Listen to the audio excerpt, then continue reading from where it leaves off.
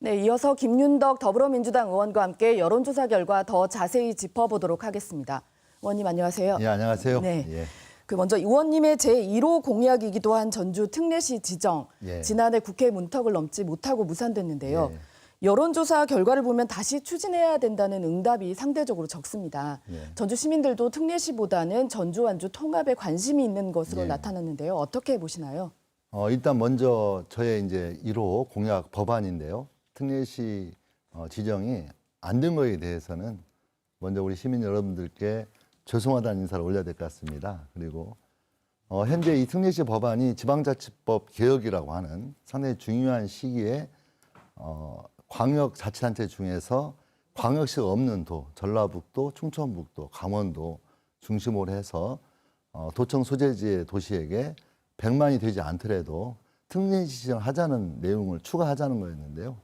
사실 이 내용이 이제 진행되는 과정에서 다수의 다른 지역에 특히 수도권에 있는 많은 인구가 60만이 넘는 그런 도시들에서 너도나도 하겠다고 하면서 상당히 큰 혼란이 왔고요. 그 과정에서 되지 못한 거에 대해서 정말 다시 한번 죄송하다는 말씀 올리고요. 일단 특례시 지정을 하기 위한 노력은 아쉽게도 이번 지방자치법을 바꾸는 과정에서 시기가 좋았지만 시기를 놓쳤기 때문에 상당히 장기적인 과제로 갈 수밖에 없는 상황이고요. 아까 여론조사에 나온 것처럼 전주 완주 통합이라고 하는 건 상당히 중요한 문제이고 당연히 돼야 된다 여전히 이렇게 생각하고 있고요.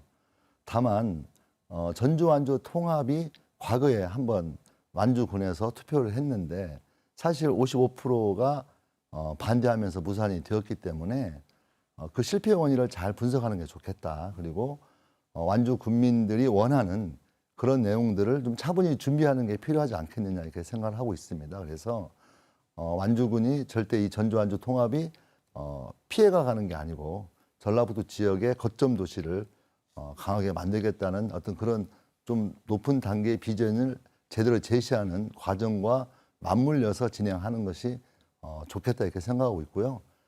전라북도가 전체적인 발전을 꾀하는데 전주 완주 통합 문제는 피할 수 없는 굉장히 중요한 과제라고 생각하고 있습니다. 네.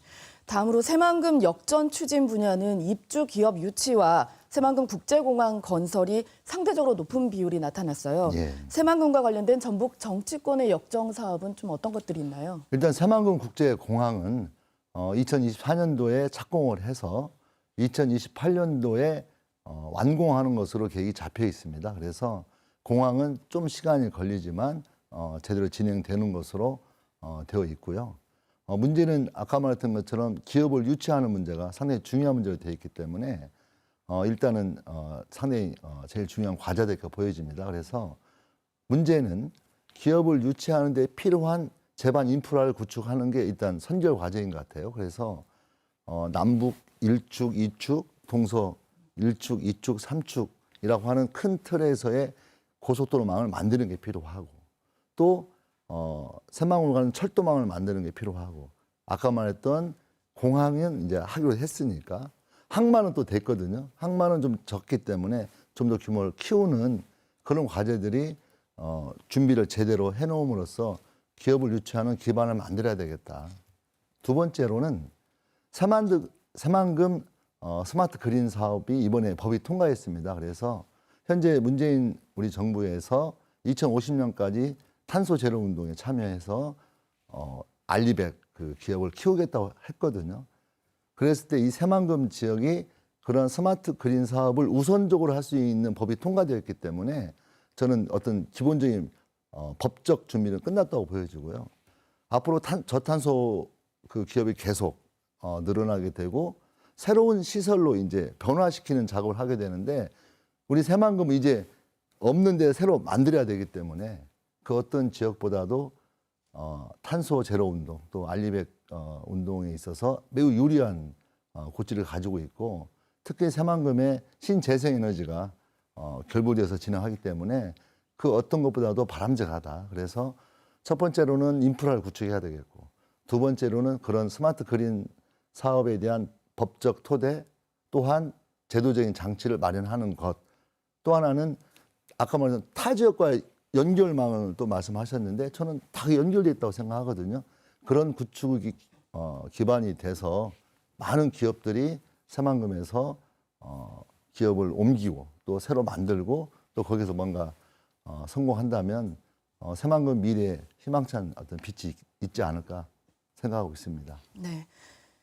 그 마지막으로 지역 화폐를 도입하는 자치단체가 늘고 있어요. 그런데 이 경제적 효과에 대한 논란도 지금 커지고 있는데요.